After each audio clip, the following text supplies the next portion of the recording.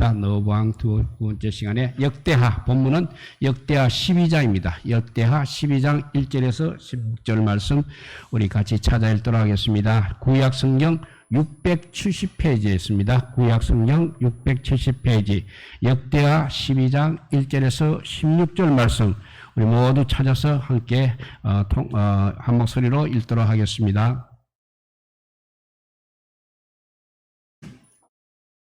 네, 역대하 12장 1절에서 16절 670페이지 우리 다 찾았으면 같이 읽겠습니다. 르호보암의 나라가 견고하고 세력이 강해짐에 그가 여호와의 율법을 버리니 온 이스라엘이 본받은지라.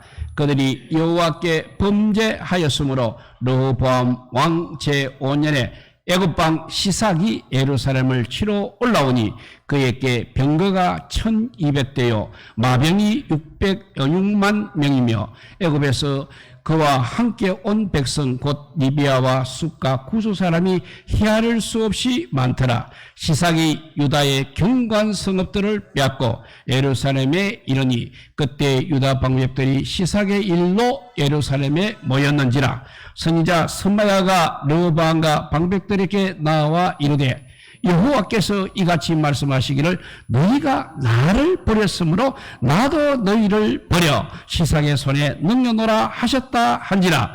이에 이스라엘 방백들과 왕이 스스로 겸비하여 이르되 여호와는 어려우시다 하매 여호와께서 그들이 스스로 겸비함을 보신지라. 여호와의 말씀이 스마야에게 임하여 이르시되 그들이 스스로 겸비하였으니 내가 멸하지 아니하고 저희를 조금 구원하여 나의 노를 시삭의 손을 통하여 예루살렘에 쏟지 아니하리라. 그러나 그들이 시삭의 종이 되어 나를 섬기는 것과 세상 나라를 섬기는 것이 어떠한지 알게 되리라 하셨더라.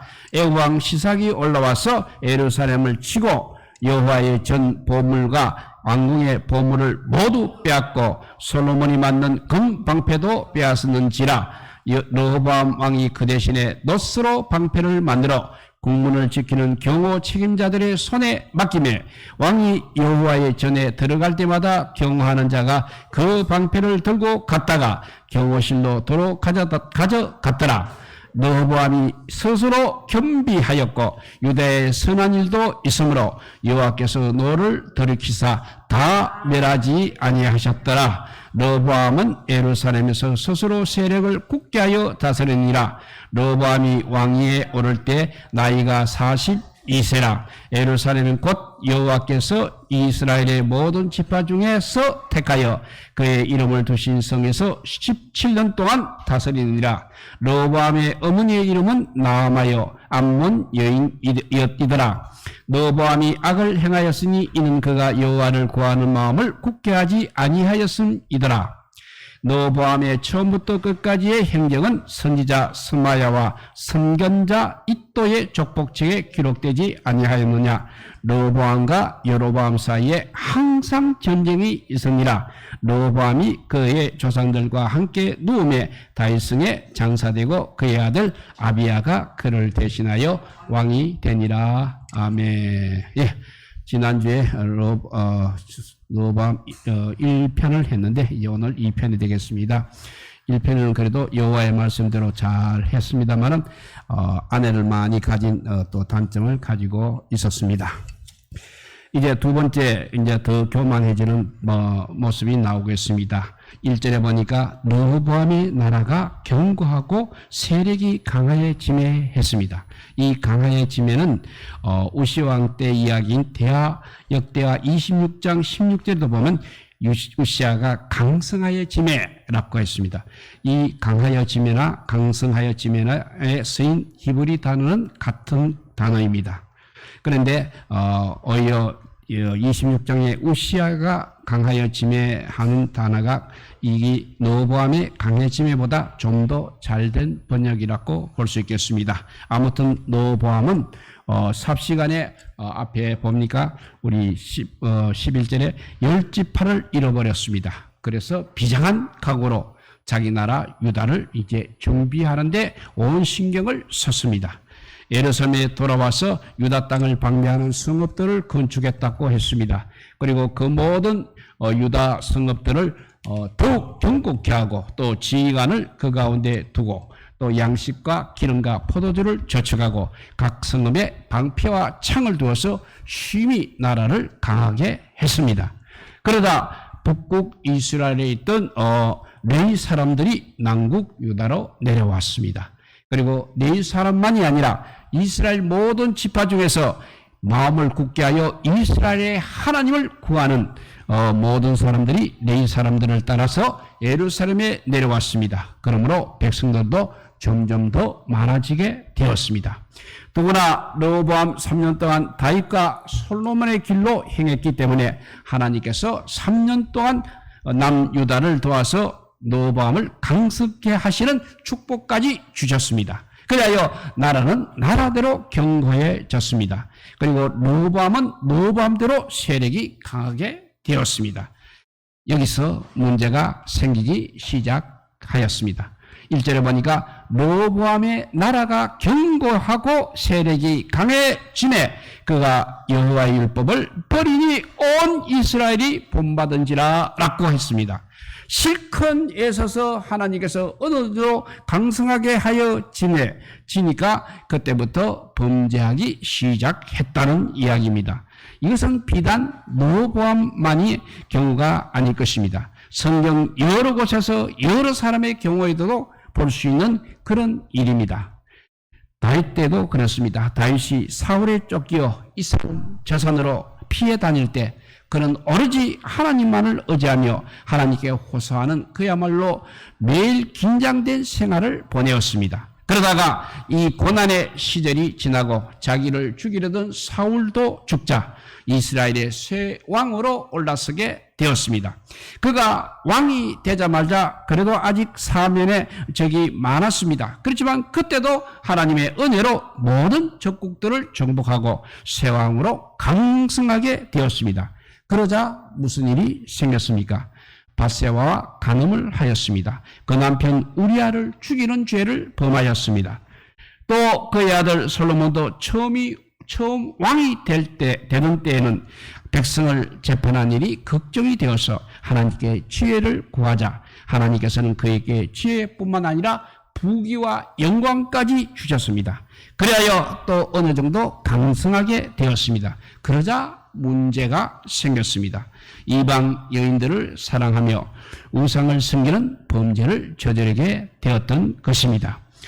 또 훗날 남국 유다의 제10대 왕 우시아도 역시 그러하였습니다. 그가 왕이 되자 하나님의 묵시를 밝히 하는 스가랴가 사는 날에는 하나님을 찾았습니다.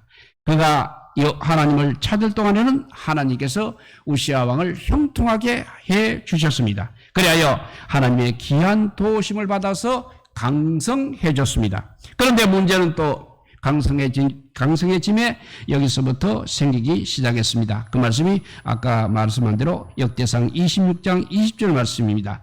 그러니까 우시아가 강성해짐에 그 마음이 교만하여 악을 행하여 여호와께 범죄했다고 했습니다. 우리는 이 자리에서 각별히 명심해야 할 일이 있습니다. 앞서간 사람들이 어느 정도 이렇게 강성해짐에 범죄한 사실을 그걸 삼아 이러한 일들이 우리에게는 다시 되풀이되지 않도록 항상 삼가 조심하면서 살아야 되겠습니다. 오늘 1절 말씀은 르호보암의 나라가 견고하고 세력이 강함에 여호와의 율법을 버렸다고 했습니다. 왜 그렇게 되었습니까?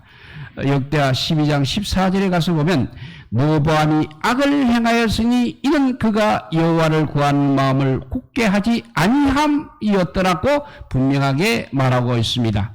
그가 범죄한 까닭은 여호와를 구하기는 구합니다. 그러나 마음을 굳게 하여 마음을 굳게 한다는 것은 전심으로 구하지 않았기 때문에 결국 범죄하게 되었다는 말입니다.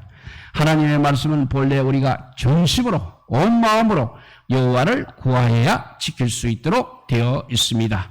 시편 119편 2절을 보면 전심으로 여호와를 구하는 자라야 여호와의 정거를 지킬 수 있다고 했습니다.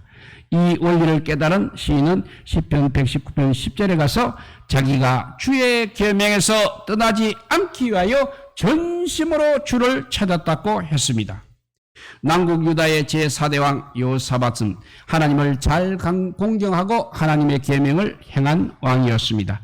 그가 하나님의 계명을 이렇게 행할 수 있었던 까닭은 역대하 17장 6절에 보면 저가 전심으로 여호와의 길을 걸었기 때문이라고 했습니다. 또 역대하 19장 3절에 보면 여호사밧이 마음을 기울여 하나님을 찾았다고 했습니다. 그리고 역대하 22장 9절에 가서 보면 북쪽 이스라엘의 제10대 왕 에후까지도 여호사밧을 가리켜서 여호와를 구하던 왕이라고 그렇게 평가를 했습니다. 반면에 열왕기하 10장 31절에 보면 그러나 에후가 전심으로 이스라엘 하나님 여호와의 율법을 지켜 행하지 아니하며 여로보암이 이스라엘께 범하게 한 거제에서 떠나지 아니하였더라고 하였습니다. 이와 같이 우리가 하나님의 율법을 지킨다고 하나 온전한 마음과 그야말로 전심으로 지키지 못한다면 어느 구석에서든지 잘못을 저지르기 마련인 것입니다. 르호보암도 바로 이러한 실수를 저지르고 말았습니다. 르호보암이 왕으로서 여러 가지 아름다운 일도 많이 했습니다. 그렇지만 다만 한 가지, 즉 전심으로 오로지 마음을 오로지 하여 여호와를 구하지 아니한 잘못 때문에 악을 범하는 그런 실수를 저질렀던 것이었습니다. 우리는 한평생 여호와의 말씀을 지키며 살아가는 하나님의 백성들입니다. 그런데 어떠한 마음의 자세로 하나님의 말씀을 지키겠습니까? 결론은 마음을 오로지 하여 전심으로 하나님을 구할 때만 하나님의 말씀을 우리가 지킬 수 있다는 것을 항상 명심하시기 바랍니다. 이제 르호보암이 왕이 되었습니다. 그는 무엇보다도 국방에 힘을 많이 썼습니다. 아무리 성읍만 견고하게 건축한들 무슨 소용이 있겠습니까? 그 견고한 성읍을 또 올바로 지도할 지도자가 있어야 하는 것입니다. 그래서 11절에 보니까 그 견고한 성읍들을 바로 지도할 만한 지휘관들을 두었다고 했습니다. 또 아무리 견고한 성읍과 그들을 잘 지도할 유능한 지휘관들이 있다 해도 양식이 없이는 싸울 수 없는 것입니다. 르호보암은 이 모든 견고한 성읍에 양식과 기름과 포도주 즉 군량미를 충분히 저축했습니다. 그런데 아무리 견고한 또 성읍과 유능한 지휘관과 군량미를 많이 저축했다고 할지라도 무기 없는 군인은 그야말로 군인 구실을 못하게 되는 것입니다. 그래서 오늘 본문의 11절에 보니까 각 성읍에 방패와 창을 두어서 힘이 강하게 했습니다. 그러게 역대하 12장 1절에 보면 여호보암의 나라가 견고하며 세력이 강해졌다고 했습니다. 그런데 이 견고함이 또 무슨 소용이 있었습니까? 역대하 4장에 보면 오늘 4장에 보면 예고방 시삭이 유다의 견고한 성읍들을 점령했다고 하고 있습니다. 왜 그렇게 되었습니까? 그렇게 그들이 본장 까닭입니다. 그 말씀이 1절입니다. 르호보암의 나라가 견고하고 세력이 강하여 여호와의 율법을 버렸다고 했습니다. 그리고 2절에 가서는 그들이 여호와께 또 범죄했다고 했습니다. 5절에 가서는 르호보암과 방백들이 하나님을 버렸다고 했습니다. 그들이 이와 같이 범죄한 까닭에 하나님께서 이제 애고방 시삭의 손에 붙이니 그 놀랍던 견고함이 맥을 못 쓰게 되었던 것입니다. 성읍을 어느 정도 견고하게 쌓는 자도 문제입니다. 그러나 그보다도 중요한 것은 하나님 앞에 우리가 바로 살지 못할 때는 그 놀라운 견고함도 불 앞에 녹아버리는 미에 불과한 것입니다. 일찍이 하나님께서는 너희가 범죄하는 날에는 너희 대적들이 신명기 28장 50절을 보면 너희 대적들이 전국에서 너희의 모든 성읍을 에워싸고 너가 의뢰하는 높고 견고한 성벽을 다하며 너희 하나님 여호와께서 너희에게 주시는 땅의 모든 성읍에서 너를 에워싸리니 했습니다. 견고하게 살지 바로 하나님 앞에 바로 살지 못할 때는 이러한 견고함도 아무 소용이 없다는 말입니다. 그래서 계속해서 너가 적군에게 에워싸이고 맹렬한 공격을 받아 곤란을 당함으로 너희 하나님 여호와께서 너희에게 주신 자녀 곧 내 몸의 소생의 살을 먹을 것이라고까지 그렇게 말씀하셨습니다. 르호보암이 이렇게 범죄를 하자 바로 이 말씀대로 이 르호보암에게 응해졌던 것입니다. 반면에 성경은 하나님의 백성들이 하나님 앞에서 바로 살 때 비록 성읍이 별로 경고하지 못해도 하나님의 은혜와 축복으로 지키시는 경우도 우리에게 보여주고 있습니다. 이사야서 26장 1절 말씀입니다. 우리에게 견고한 성읍이 있으며 여호와께서 구원을 성벽과 외벽으로 삼으시리로다 라고 했습니다. 여호와께서 구원으로 성과 외곽을 삼으시고 견고한 성읍을 되어 주시는데 누가 감히 침범할 수 있겠습니까? 하나님의 백성들이 이렇게 하나님 앞에 바로 살 때 하나님께서 불성곽과 또는 구원으로 성과 각을 삼아 지켜주실 뿐 아니라 한 걸음 더 나아가 아예 어떤 적국도 엿보지 못하게 하시겠다고 하였습니다. 이와 같이 우리가 하나님 앞에 바로 살 때는 인간적인 방법을 초월한 하나님의 그 크신 은혜와 축복으로 우리를 지켜주신다는 사실을 성경은 우리에게 보여주고 있는 것입니다. 여기서 한번 생각해 보십시오. 우리가 강한 때는 과연 어느 때입니까? 우리 나름대로 사람의 방법으로 스스로 경고하게 하는 때입니까?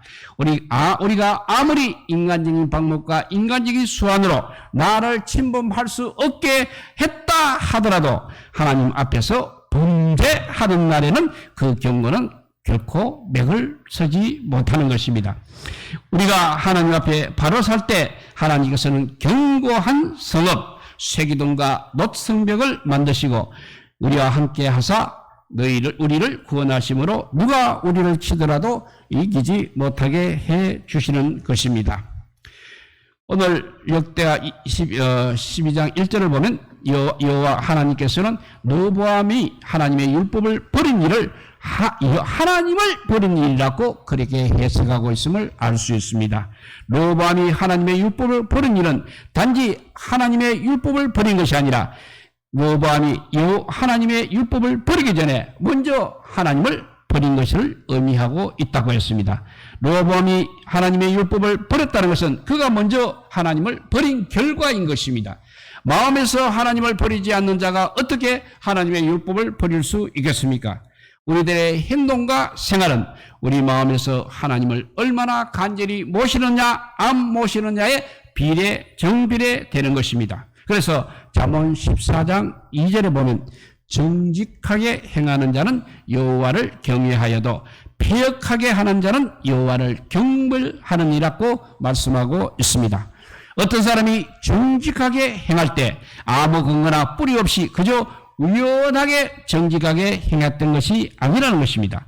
그가 정직하게 행하기 전에 이미 마음속에 하나님을 경외하는 착한 뿌리가 있었기 때문에 정직하게 행하는 그런 행위에 열매가 맺혀졌다는 말입니다. 또 거꾸로 어떤 사람이 패역을 행하게 되었을 때 그저 우연하게 패역을 행하게 된 것이 아니라 그가 이미 패역하기 전에 먼저 마음속에 여호와를 경밀히 여기는 악한 뿌리가 있었기 때문에 패역하게 행하는 생활의 열매가 맺혀졌다는 뜻이 되겠습니다. 그래서 사무엘상 24장 13절에 보면 옛 속담에 말하기를 악은 악인에게서 난다라고 말했습니다. 그렇듯이 마음속에 여호와를 하나님을 경밀히 여기는 악이 있으니 그리고 패역하게 행하는 악이 밖으로 튀어나왔습니다. 마음속에 하나님 두기를 싫어하는 악이 있으니 모든 악이 이렇게 밖으로 튀어나올 수 있었던 것입니다. 하늘나라 백성으로서의 우리는 선하고 거룩한 삶을 살기를 원하고 계십니까?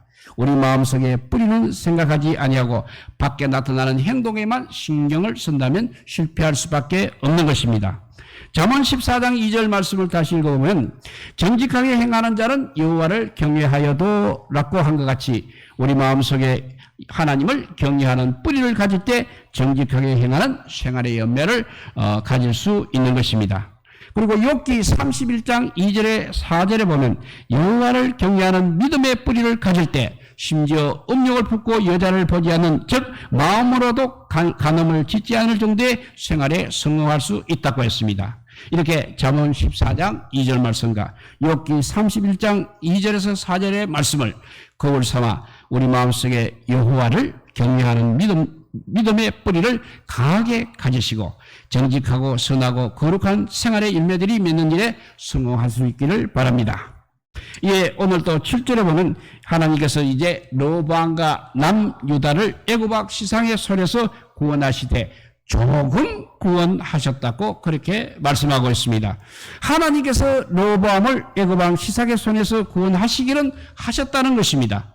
하나님의 노하심을 시삭의 손을 통하여서 예루살렘에 솟지 아니하셨고 하나님께서 너를 돌이키사 다 멸하지 않으셨다는 것은 그러니까 완전한 구원을 한 것이 아니라 르호보암으로 하여금 애굽의 시삭의 종이 되는 상태로 그대로 두셨다는 말씀이 되겠습니다. 우리의 구원도 이러한 구원이 되어서는 안 될 것입니다. 완전한 구원이 아니라 조금 구원이 되어서는 안 된다는 것입니다. 만일 조금 구원이 된다면 우리의 구원은 얼마나 불안하겠습니까? 하나님께서 우리를 구원하시되 완전한 구원이 아니라 르호보암의 경우와 같이 조금 구원하셨다면 언제 어디서 어떠한 사고가 일어나서 우리의 구원이 깨어지거나 취소될 수 있는 불안한 구원이 아니겠습니까? 그러나 성령은 우리의 구원은 완전한 구원이라고 말씀해주고 있습니다. 요한복음 5장 24절 말씀입니다. 내가 진실로 너희에게 이르노니 내 말을 듣고 또 나 보내신 이를 믿는 자는 영생을 얻었고 심판에 이르지 아니하나니 사망에서 생명으로 옮겨놓으니라 했습니다. 우리의 구원은 사망에서 생명으로 완전히 옮기신 구원입니다. 또 골로새서 1장 13절 말씀을 보면 그가 우리를 흑암의 권세에서 건져내사 그의 사랑의 아들의 나라로 옮기셨으니 라고 하면서 우리의 구원은 이제 흑암의 권세에서 그의 사랑의 아들의 나라로 완전히 옮기신 구원이라고 말씀하고 있습니다. 또 에베소서 2장 5절과 6절을 보면 허물로 죽은 우리를 그리스도와 함께 살리셨고 또 함께 일으키사 그리스도 예수 안에서 함께 하늘에 앉히시니 라고 하면서 허물로 죽은 우리를 그리스도와 함께 살리실 뿐 아니라 아예 예수 그리스도 안에서 함께 하늘나라에서 완전히 앉히셨다고 그렇게 말씀하고 있습니다. 우리를 구원하시되 르호보암과 같이 조금 구원하는 것이 아니라 완전하고 또 완전한 구원을 주신 하나님께 깊은 감사를 드리시기 바랍니다. 오늘 12장에서 르호보암이 범죄함으로 그의 견고가 맥을 못 쓴 것은 사실입니다. 그러나 비록 그가 범죄했다 하더라도 그에게 아름다운 일 두 가지가 있었습니다. 하나는 애굽왕 시삭을 통한 하나님의 채찍을 맞을 때 스스로 겸비한 사실입니다. 범죄한 결과로 채찍을 맞으면서 겸비할 줄 모르고 계속 교만하게 되면 최후의 멸망을 면할 길이 없겠습니다. 그러나 다행히도 르호보암은 겸비했습니다. 그가 겸비했다는 말씀은 12절에 또 나오고 있습니다. 더욱이 7절은 하나님께서 그의 겸비를 인정해 주셨다고 증언하고 있습니다. 그러니까 자기 혼자만의 겸비가 아니라 하나님께서 인정해 주실 수 있는 그런 참된 겸비였다는 것입니다. 비록 어떤 사람이 범죄했을지라도 그 사람이 하나님 앞에 겸비한 자세를 취한다면 하나님께서는 이를 청연히 여기시는 것 같습니다. 북국 이스라엘 7대왕 아합이 열왕기상 21장에서 이제 라봇을 죽이고 그의 포도원을 빼앗았습니다. 그러자 하나님께서 선지자 엘리야에게 열왕기상 21장 29절에 이렇게 말씀하십니다. 아합이 내 앞에서 그래도 겸비함을 너가 보느냐? 그가 내 앞에서 겸비함으로 내가 재앙을 저의 시대에는 내리지 아니하고 그의 아들의 시대에야 그의 집에 재앙을 내리라고 그렇게 말씀하시면서 아합에게 내리고로 작정하셨던 재앙을 이제 그의 아들의 시대로 미루셨다는 사실입니다. 그래서 겸비해야 했다는 사실이 우리가 르호보암에게 아름다운 일 두 가지 중에 한 가지였다면 다른 하나는 범죄하여 채찍에 맞으면서도 6절에 보니까 여호와는 어려우시다고 고백한 사실입니다. 겸비한 사실과 그래도 여호와는 어려우시다고 고백한 사실이 르호보암에게 두 가지 아름다운 일이 되겠습니다. 하나님께서 불의하시기 때문에 우리가 벌받는 것이 아닙니다. 우리가 벌받는 것은 어디까지나 우리가 범죄했기 때문인 것입니다. 우리의 죄에 대해서 항상 공의대로 심판하신 하나님께서는 조금도 잘못이었고 불의가 없었습니다. 성경은 전체적으로 이 사실을 우리에게 보여주고 있습니다. 심지어 애굽왕 바로까지도 범죄하여 심판을 받을 때 출애굽기 9장 27절에 보면 여호와는 어루우시고 나와 나의 백성은 악하도다라고 그렇게 애굽왕 바로가 고백을 하는 것을 볼 수 있습니다. 르호보암은 자기가 심판을 받은 것은 어디까지나 자기의 죄와 잘못 때문이며 자기의 죄에 대하여 심판하신 하나님께서는 절대적으로 어려우시다는 사실을 분명히 인정하고 있었습니다. 그가 범죄한 것은 또한 사실이었습니다. 그러나 그는 범죄한 후에 그 범죄 뒷수습을 이렇게 잘 하였다는 것입니다. 우리가 우선 범죄하지 않은 것이 제일 중요합니다. 그러나 부득이 하여 범죄한 경우에는 그 범죄의 뒷수습이 범죄하지 않으려고 애쓰는 것 못지않게 또한 중요하다는 사실입니다. 마치 우리 육체를 두고 말한다면 우리가 우선 병에 걸리지 않는 것이 매우 중요합니다. 그러나 부득이하여 병에 걸리게 되면 그 병을 어떻게 다스릴지 그 뒷수습이 병에 안 걸리려고 애쓰는 일 못지않게 중요한 것과 같다는 사실입니다. 성경에 보면 어떠한 사람들은 범죄할 때 그 뒷수습을 바로 하지 못하기 때문에 제2의 범죄, 제3의 범죄를 더하든가 또는 받는 징계를 더 혹독하게 받는 사람들이 있는 것입니다. 본령 중 다행으로 르호보암은 범죄 후 뒷수습을 잘하여서 겸비하고 자기를 지시는 여호와를 원망하지 않았습니다. 그렇기 때문에 하나님께서는 노를 시삭의 손을 통해 예루살렘에 모두 솟지 아니하고 노를 돌이키사 다 멸하지 않으셨다는 것입니다. 범죄한 르호보암의 뒷수습이 우리에게 이런 좋은 거울이 되시기를 우리 주님의 이름으로 축복드립니다. 기도하겠습니다. 사랑의 하나님 감사합니다. 르호보암이 여러 가지 잘하기는 했지만 그래도 결국은 아버지 강성하의 짐에 여호와를 버렸다고 했습니다. 율법을 버렸다고 했습니다. 그러나 그렇게 버린 르호보암에게 아버지 하나님의 심판이 임하자 말자 그는 겸비했다고 했고 여호와는 어려우셨다고 고백해서 그 노를 많이 아버지 그 심판의 강도가 많이 약해진 것을 우리가 보게 됩니다. 우리도 아버지 병에 걸리지 않으면 좋지만 병에 걸리지 않도록 병에 걸렸으면 아버지 병이 낫도록 노력하는 것이 더 어렵다는 것을 깨닫듯이 우리는 아버지 범죄하지 않는 사람이 될 수는 없지만 그래도 범죄하지 않도록 노력하는 저희들 되게 하여 주시옵소서. 그리고 겸비하면 그 자리에서 무릎을 꿇고 아버지 주님 앞에 회개하여서 아버지 속죄받는 저희들 되게 하여 주시옵소서. 정말 믿음 생활 아버지 우리가 잘한다고 열심히 하고 있지만 언제 우리의 마음속에 교만이 들어올지 언제 사탄이 우리를 아버지 흔들어댈지 알 수가 없습니다. 그때마다 아버지 이렇게 예배 시간을 통하여서 하나님 앞에 나와 아버지 겸비하게 아버지 죄를 고백하고 하나님은 어려우시다고 고백하여서 그 죄의 경감을 받을 수 있게 하여 주시고 그 죄에서 벗어날 수 있는 우리 모두가 되게 하여 주시기를 간절히 빌고 원하오며 우리 구주 예수 그리스도 이름으로 기도드리옵나이다. 아멘. 예, 우리 찬송가 421자입니다. 내가